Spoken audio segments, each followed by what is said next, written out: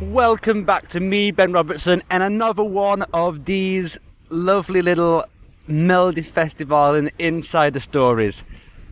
I'm now on week 4, and this part of the show I need to reflect back on week 3. I need to say what a wonderful show it was there in Luleå.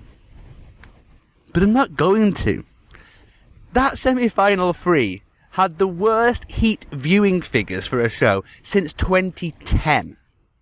None of the songs we saw on stage have any chance of taking the ticket to Eurovision. None of those songs we saw, except potentially for Anis's rap, have got any chance of being a major hit here in Sweden. And that only really worked with the kids anyway. Because of that, because of the way the voting system divided into age groups as well, Mariette and Mohombi waltzed effortlessly into the final. They've got charm, charisma, character that spans across the age ranges. And also, note here how all the 6 finalists so far are people who've been in the Melodifestivalen bubble previously. Of those two, Mariette and Mohombi, I thought Mariette did capture the mood better. It was an iconic staging.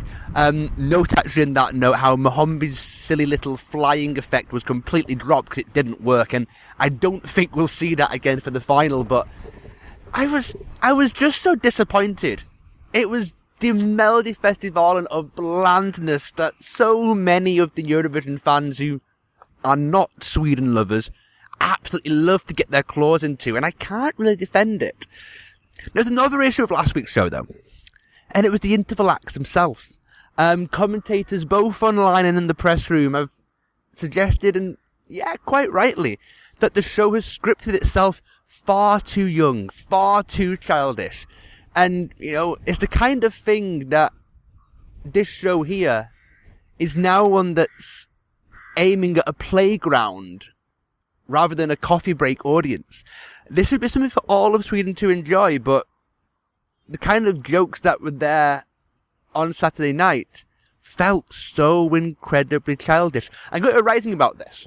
I'm going to be writing about how and why Melodifestivalen is loved by so many children, but also how it maybe goes just a bit too far in pursuing that target audience compared to all of the others. But at the same time, it's lovely. You know, Eurovision as a family show is absolutely fantastic. We don't have that in the main contest, and I actually think it should be more family orientated. And it's certainly such a warm feeling you got, especially in towns like Luleå that are quite small, when so many families come out to watch the show. It seems at the moment, before I listen to the final week songs, that there's a 2-horse race at the moment between Anne, Bergendahl and Dotter. That's what the internet consensus has decided, and I tend to agree with that.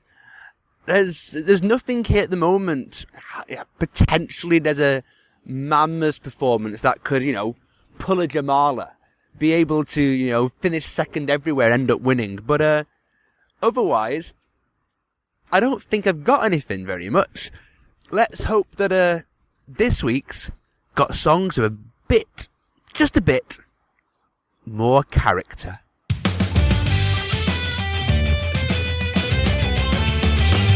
And now for this final week of Melodifestivalen, they've taken me right across to the other side of the country. It was Luleå in the far north last week. We've had to go all the way down to the south to Malmö for this semi-final 4. Now, there's quite a few things about Malmö that I've noticed as I've been in the city for a little bit now. Firstly, it's so light. We're so far west and south that the sun's not going down until after 5 o'clock at night. And I tell you, in February, that is an absolute luxury for me. Also, you know, we're just across the bridge. Yes, the bridge, from Denmark. And there's so many bikes everywhere. I've almost been hit by one already. It's a complete difference to Stockholm in that respect. And also, so many more of the buildings are made of bricks. It must be something in the rock structure down here that there's not as much brick building up north. I really noticed that when I ever come down to this part of Sweden. But where I am exactly right now is a place I've got very fond memories of. I'm sitting outside of the Malmö Arena.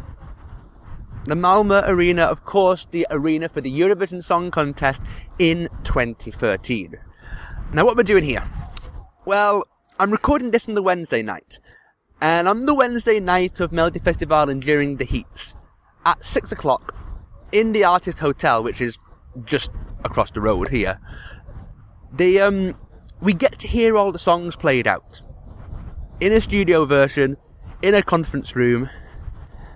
So I have heard all 28. I'm going to discuss them all tomorrow when I do the final part of the podcast, because this week in particular, I think it's really important to see them on stage and discuss how the whole act comes together, because some of the songs are just a little bit quirky.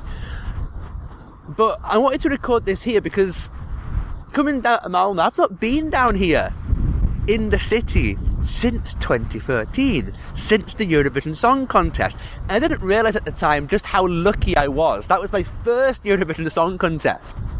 And I actually managed to buy tickets for the Eurovision final. I was there, standing room centre, when Emily de Forest won the Eurovision Song Contest. It was an amazing experience. It's not one I feel I need to do again. And I actually feel for the final, I have more preference now in watching other people enjoy it, rather than enjoy it myself. I get a joy out of seeing people who've never seen any of the build-up for weeks and seeing what they think of it. Because at that point, I'm just so close to the songs that the celebration's different. The Eurovision final for me is about, that's the time when you share the songs to everybody else. Not necessarily one for me. Anyway, 2013 was a great Eurovision Song Contest, and I think it's a very underrated one. Maybe not musically. Only Teardrops of the Winner is an excellent yet competent piece of music. My favourites that year were Igranka and Chrysalide. They don't even qualify from the semi-finals, so it's not got a musical highlight in my Eurovision history. But I tell you, the memories of 2013 were far more. It was so revolutionary. It wasn't a big budget. You know, there was a back projected screen, there was hanging lamps in the ceiling that moved.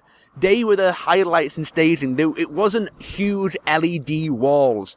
It was done on the budget. And it was done well. SVT have a great ability, they've always had a great ability of making every song sound different and stand out. It's one of the great traits that Krista Björkman as a contest producer really has. But it was so much more than the show that SVT did. The floor was standing room only. The producer led running order.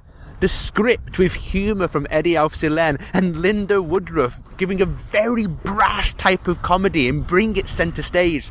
These are things that SVT did that were different. And many of which have carried on into today's Eurovision Song Contest. Even we've announced the winner early, we've done the maths moment. I wonder, conspiracy theories here. That was an awful piece of scripting. We didn't really care that they'd won already. But they announced it. And I wonder if they announced it to try and, force through the change of 2016 when Sweden was hosting again and we could have this really exciting half jury, half televote voting sequence play out. I wonder, because certainly this voting system today is far better than the one in 2013. You also had a huge event. We Are One was the theme, and you had a huge Euro club, a great Eurovision village. Many thousands of fans got access to see rehearsals and join events that they never usually do. And that feeling has continued. 2013 may not have been the stellar show that 2016 was. But it was the time where Eurovision really transformed, and I hope history tells that story. It's also a personal story. I haven't been in this spot since that final. And there was a song that year that had a little bit of a special meaning to me.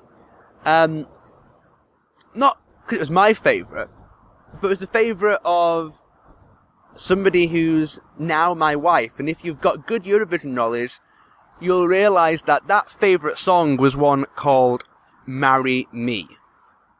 It so happened in the fan cafe, it must have been the end of the first week, so the Friday to Saturday, the whole big chain of rehearsals, and Krista Secrets performed that. And it was a great rehearsal, we loved it. And we spent the entire day discussing marriage, you know, who'd invite to a wedding, what the legal benefits or not are, if it's worth the money, any single question about marriage we had a huge conversation for the entire day about it. And actually we were staying in one of these little wooden stugas out overlooking the bridge. Yes, the bridge, going over to Denmark. And at night, that was where I proposed. It just felt right, and we're still together today. We've got a little boy at home, and actually I miss them quite a lot now. It's one of the things of all this travelling around Sweden that I haven't spent as much time with them as I'd want to. But there's a real nostalgia being here, looking at the arena and thinking about that time in my life. A funny story, and I don't think he knows this actually, but we were by ourselves when we proposed by the water, and we had an impromptu, let's go to Euro Club and celebrate. But we didn't tell anybody, we kept it secret for months. But the very first person I bumped into, we were coming into Euro Club and he was coming out, was a certain Mr. Ewan Spence.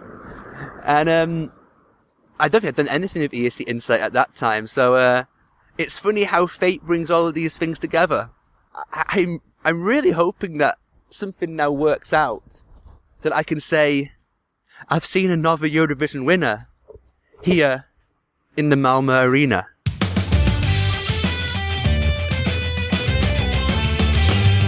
Right then, I've had to escape into the hotel room to record this final bit. The rehearsals today and the songs, there's lots of things going on stage. Lots of projections, lots of props, and it's first rehearsals. Lots of things took time to make perfect, and so much so that we had to really escape the press room quickly afterwards. So I'm recording this in the hotel room, but I tell you what, I'm happy I'm talking to you guys now, because we've got a show that's a little bit more interesting, and I've got lots of things I really want to talk to you about. I want to point out to you two of the young boys in this semi-final, William Strid and Jakob Karlberg. William's got this beautiful, gentle Swedish ballad. It floats away. It's got a lovely little hook to it on the chorus. It's a gentle piece of music, but it's a really well-crafted one. I like this. I like that it's in the competition. This has something authentic about it. Lovely. Thank you very much. I'm even more excited for Jakob Karlberg. On the Tror att jag saknar dig is one of the very few songs we've got this year that has a guitar. And it does the guitar so very well. Does the guitar so very well. What am I saying? It does that because it's got an edge to it. This is not a Melodifestivalen pop song. This is a proper Swedish pop song. This is the kind of thing that works outside of this bubble. And I don't know how it's going to do on Saturday. Not a clue. But I really hope this song goes a long way. It's probably, of the 28, my absolute favourite. From a personal point of view here, this has got such a bounce to it, such a sing-along ability to it. The falsetto Jakob hits in rehearsals was absolutely fine as well. I like this one. Keep an eye on it, please. I also like what Frida Orn does. She's opening the show. Now, Frida's opening the show with We Are One. This is exactly what you could have imagined in Eurovision in 2013, when Malmö was hosting in that arena with the slogan, We Are One. What an uplifting, arena-feeling pop song we have. No surprise there. And it's performed so well. Frida's alone on stage, and it feels a little empty at times. But the vocal in the arena is the best I've heard of all the 28. It's just so incredibly powerful. Two things. I don't know how well that will come across down the TV. I think it's one of those you have to be in the arena to feel it moments. And secondly, Frida's just about hitting a category, sadly, which is of an older female. And I say sadly because there's so many examples of older males doing well in Eurovision and Melodifestivalen, and of course young people. I can't really see many examples of older females. I hope we get to see this song at least one more time. And this is going to be a real test to see if it's possible or not. I really hope so. I don't hope so for Nanny Grönvall. Nanny Grönvall's come with Carpool Karaoke. Now, I'm really put out by this, mainly because you've got Carpool Karaoke, but you don't have Nanny with somebody next to her doing Carpool Karaoke. Instead, you've got a number that's basically a reject from the musical Grease. And I didn't like the musical Grease. That's not my taste at all. There are some people here who really enjoy this. Nanny, of course, is an absolutely crazy performer, but the topic, the theme, absolutely not for me. I hope I don't see that again. Victor Krone, Estonia's singer last year. He's got exactly what you expect from him. The same style, the same ability to be a huge radio hit. Storm was a big hit in Sweden last year. Troubled Waters is a more challenging song for Victor, but he performs it well. I think this should be in the mix. I'd say it's likely to be going through right now, just on how accessible this kind of music is, and let's see how it does from there. All the songs can be released on Saturday night. I wouldn't be surprised for this to do quite well on the streaming services immediately after the show. Hannah Firm is song 28 with Brave. Hannah Firm is the one we've all been waiting for. Now, lots of people have been saying the last week or so that there's going to be a song 28. It's the one that's the chosen one. It's the one SVT want. That's not how song 28 works. Song 28 is song 28 because it's the one we're most curious about. Be that what's happening on stage, be it the performer's background, be it the style of music, and really, Hannah's hitting the box for all three of these. It is a pop song. It's an incredibly quirky pop song. I can't think of a reference for this myself. And it's really off-kilter. It's frantic, it's quirky, it's odd, but at the same time it's very mainstream. I don't know if it's good, but that's why it's song 28. It's there to make you think. It's there to make you go, is this the one? Or are all the others before the one?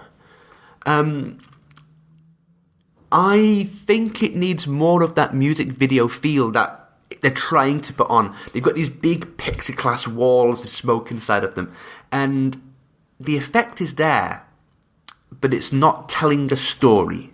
And especially the title of Brave, I'm really craving some... what is Hannah being brave from? I'm not seeing that, and I really look for that. What I do see, though, is Hannah looks incredibly good.